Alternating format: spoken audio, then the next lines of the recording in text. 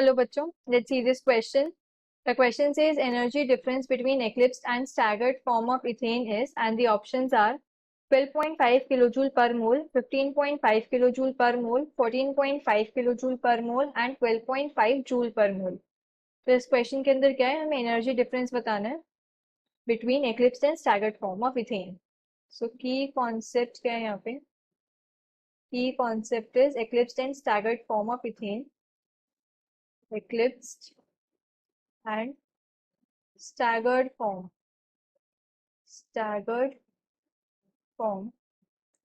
of ethane.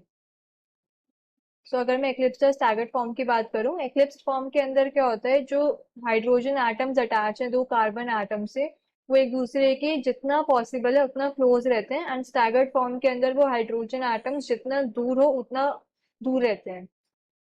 यहाँ पर क्या है, eclipsed फॉर्म, eclipsed, और यहाँ पे staggered.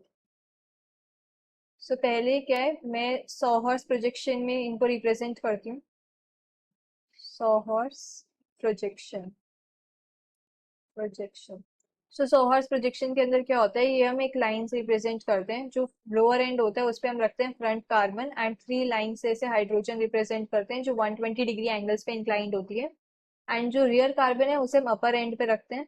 सो अपर एंड पे भी ये 3 लाइन से हाइड्रोजन रिप्रेजेंट कर रहे हैं. So this is the eclipsed form in सॉहर्स projection.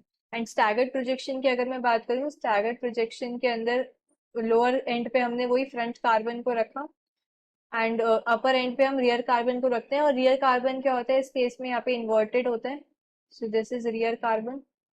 ये है स्टैगर्ड कॉन्फर्मेशन सॉहर्स प्रोजेक्शन के अंदर. और अगर अब मैं न्यूमैन प्रोजेक्शन की बात करूं, न्यूमैन प्रोजेक्शन, न्यूमैन प्रोजेक्शन के अंदर हम क्या करते हैं, जो फ्रंट कार्बन होता है उसे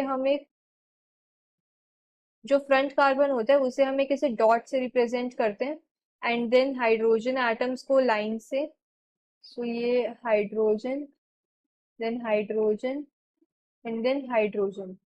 और जो रियर कार्बन होता है उसे हम एक सर्कल से रिप्रेजेंट करते हैं. तो ये सर्कल, और फिर शॉर्टर लाइन से उसके हाइड्रोजन को. तो ये हाइड्रोजन, हाइड्रोजन एंड हाइड्रोजन. तो ये है eclipsed conformation in Newman projection. And अगर मैं स्टैगर्ड की बात करूँ तो स्टैगर्ड के अंदर वही हम एक डॉट से रिप्रेजेंट करेंगे फ्रंट कार्बन को एंड ये उसके हाइड्रोजन एटम्स. और जो रियर कार्बन होता है उसे हम एक सर्कल से रिप्रेजेंट करते हैं और फिर लाइन से उसके हाइड्रोजन एटम्स थे. सो ये होती है staggered conformation in Newman projection. तो इन दोनों के अंदर क्या होता है, जो इक्लिप्स्ड कॉन्फर्मेशन है, इक्लिप्स्ड कॉन्फर्मेशन के अंदर एनर्जी ज्यादा होती है. एनर्जी ज्यादा क्यों? क्योंकि रिपल्सिव फोर्सेस मैक्सिमम होते हैं.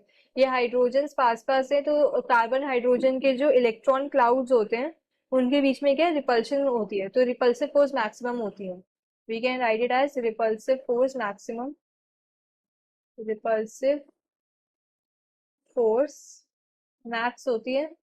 यहाँ पे क्या है, रिपल्सिव फोर्स मिनिमम होती है, या फिर कह सकते हैं लीस्ट रिपल्सिव फोर्सेस होती हैं. Repulsive forces least. तो अगर मैं बात करूं, यहाँ पे था इक्लिप्स्ड एंड स्टैगर्ड.